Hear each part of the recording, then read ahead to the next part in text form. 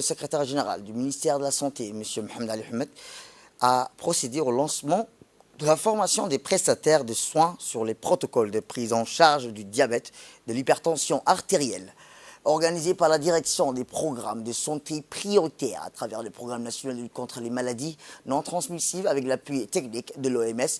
Cette formation de 5 jours est planifiée dans les perspectives d'une réponse adéquate du système de santé djiboutien pour une meilleure prise en charge des patients atteints de risque hypertension artérielle et le diabète. Eh bien, le secrétaire général du ministère de la Santé a mis l'accent sur l'importance d'harmoniser la prise en charge des patients afin de mieux parvenir et prévenir le diabète et l'hypertension artérielle par le biais de l'approche Hertz, mode de vie sain, protocole de soins, accès médicaments, gestion des risques cardiovasculaires, travail en équipe des soins et suivi et surveillance, qui offre un ensemble d'interventions standardisées et complets au niveau des soins de santé primaires. La maladie non transmissible n'était pas les priorités du ministère de la Santé. Pendant de longues années, on s'est concentré sur les maladies transmissibles parce que c'était une priorité. Par exemple, la tuberculose, c'était une priorité nationale parce qu'on avait aussi les pays frontaliers qui avaient les mêmes problèmes. Le ministère de la Santé, non seulement au niveau central, mais même dans les régions de l'intérieur, avait mis en place des postes avancés, des centres de prise en charge antituberculeux.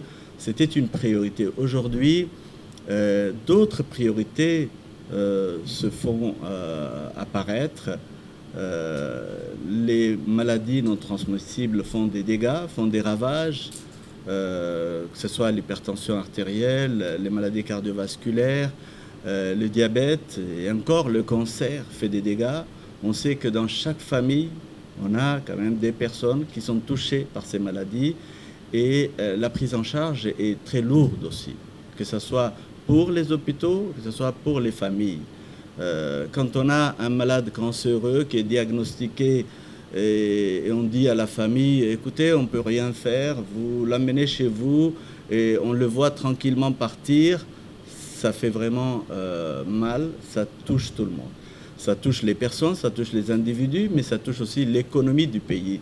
Ça se répercute sur le développement du pays. Donc on est conscient de tout ça. Là, vous êtes dans un atelier qui a commencé dimanche avec les médecins, les praticiens. Les infirmiers vous ont rejoint aujourd'hui. Monsieur Hicham l'a dit, les infirmiers et les médecins sont complémentaires. On ne peut pas travailler. Les médecins ne peuvent pas travailler seuls. Les infirmiers ne peuvent pas travailler seuls. Ils doivent travailler en symbiose. Ils se renforcent, ils travaillent ensemble pour soulager la souffrance de nos patients.